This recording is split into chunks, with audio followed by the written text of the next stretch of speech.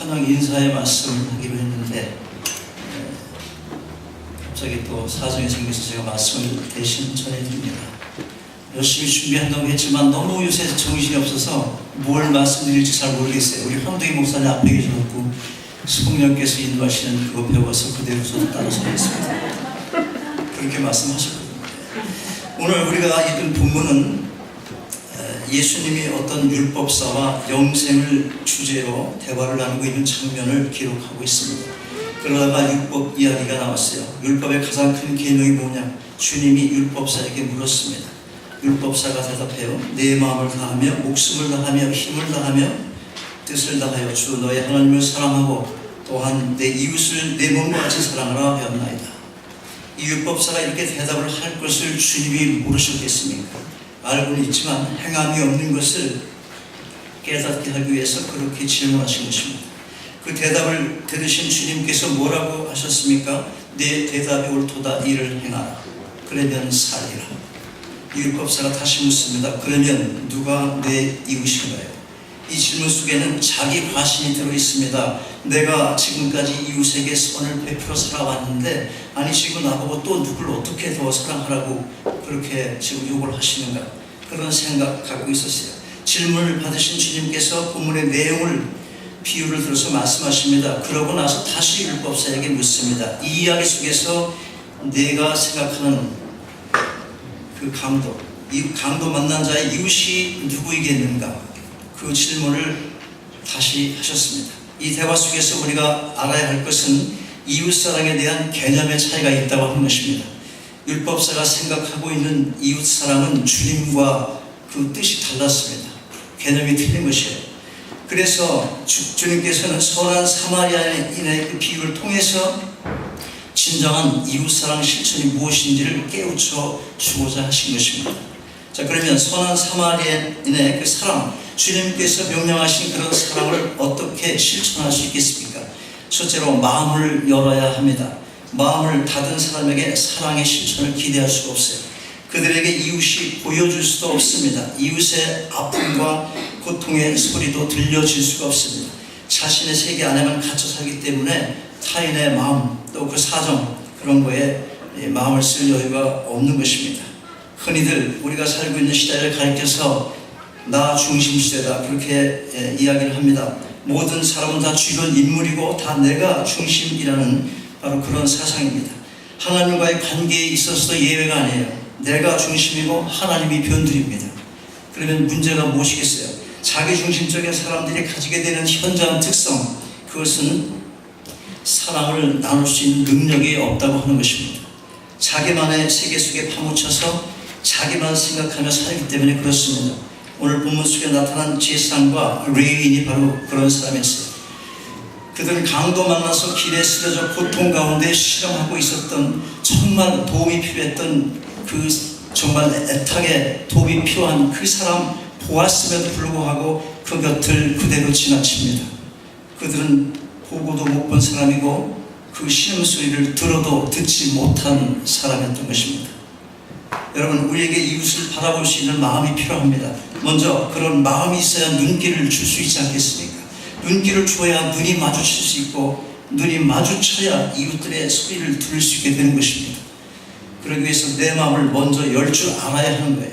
오늘 이 시대는 사회적으로 성공도 하고 존경도 받고 어떤 또 특별한 그 유익도 찾고 또 사람들에게 많은 그 부러움의 대상이 된 그런 삶을 살지만, 그런 사람들이 사랑을 나누는 것에는 별 관심이 없는 사람들이 적지 않습니다.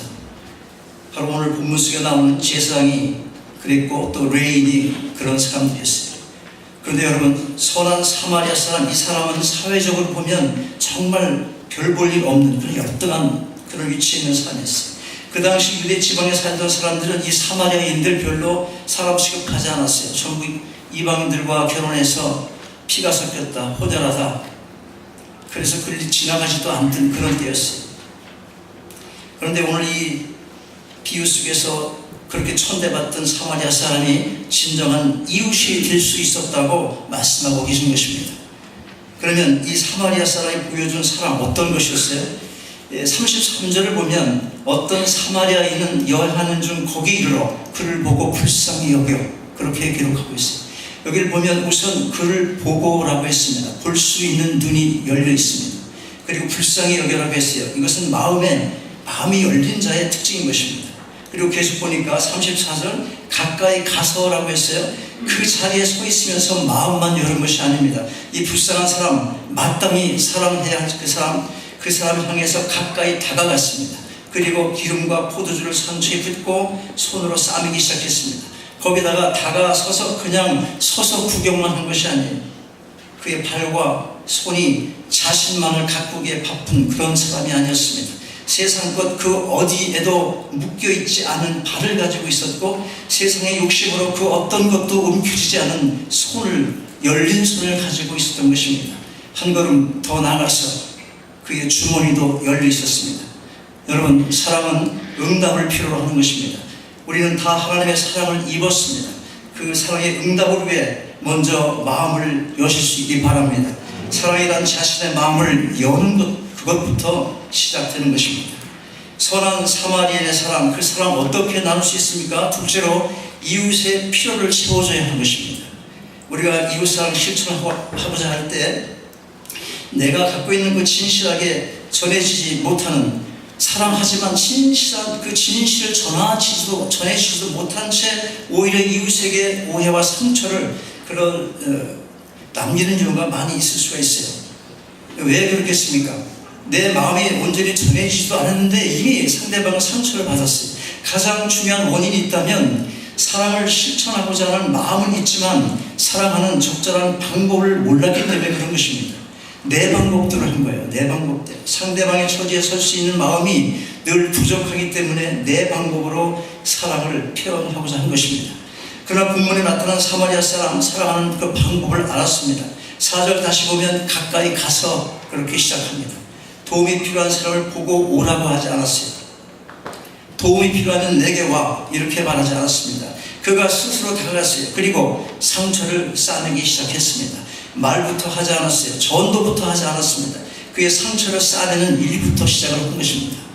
전도하지 말라는 얘기가 아닙니다. 그게 아니라 전도를 하기 위해 먼저 사랑의 마음이 교감되어야 할 필요가 있다는 것입니다. 이 사마리아 사람은 먼저 그가 당장 필요로 하는 것, 그의 상처를 싸내기 시작했습니다. 이것이 예수님이 보여주신 사랑을 표현하는 방식인 것입니다. 여러분, 많은 기독교인들이 전도를 한다고 하지만 이 시대의 사회 속에서 전도의 능력을 상실한 지가 오래됐어요. 복된 소식을 전해도 별로 감사하지 않는 이유가 어디에 있겠습니까? 그것은 우리들에게서 진정한 사랑이 보이지 않는다 하는 것입니다. 행동은 없고 말뿐이라는 거예요. 그래서 입만 살았다, 말쟁이다, 그런 소리 듣습니다.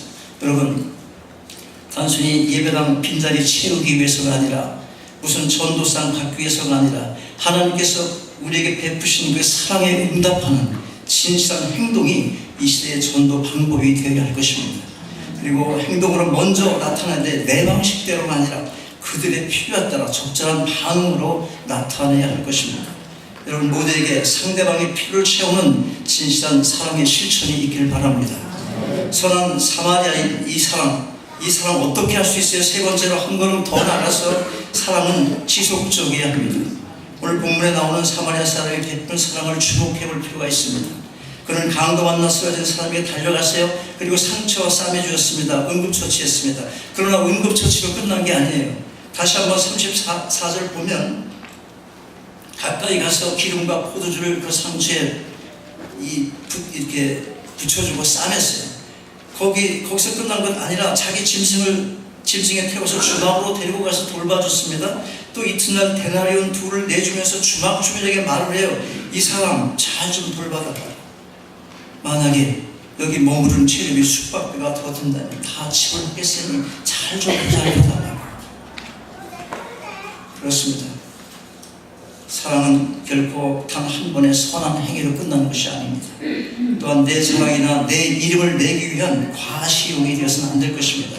비록 내가 베푸는 사랑이 아주 작은 것이라 할지라도 또 그 사랑이 지속적이하고 또 그리고 비록 커 보이는 큰 사랑이라 할지라도 어떤 대가를 바라지 않는 사랑, 그 사랑 자체로 순수해야 할 것입니다. 여러분, 올 2018년 한 해가 저물어갑니다. 이웃사랑의 실천이 특별히 요구되는 계절입니다. 이웃을 바라볼 수 있게 먼저 마음을 여시기 바랍니다. 그리고 그들의 필요에 귀를 기울여서 사랑을 베푸시며 주님 오심에 성탄의 기쁨도 함께 나눌 수 있는 여러분 모두가 다 되시기를 주님의 이름으로 축원합니다. 아버지 하나님, 사마리아 사람이 보여준 그 아름다운 사랑을 나누며 저희들의 인생을 살아가기 원합니다. 닫혀진 마음을 열어 사랑에 목말라하는 이웃을 바라보게 하시고 그들의 아픔을 느낄 수 있는 저희들의 가슴이 되게 하셔서 사랑으로 다가설 수 있게 도와주시옵소서. 또한 이 땅에 어디선가 우리의 사랑을 필요로 하는 사람들을 위해 하나님의 사랑을 가슴에 안고 더 넓은 세상으로 나아갈 수 있는 주님의 백성이 다 되게 하여 주시옵소서. 주 예수 그리스도 이름으로 기도하옵나이다.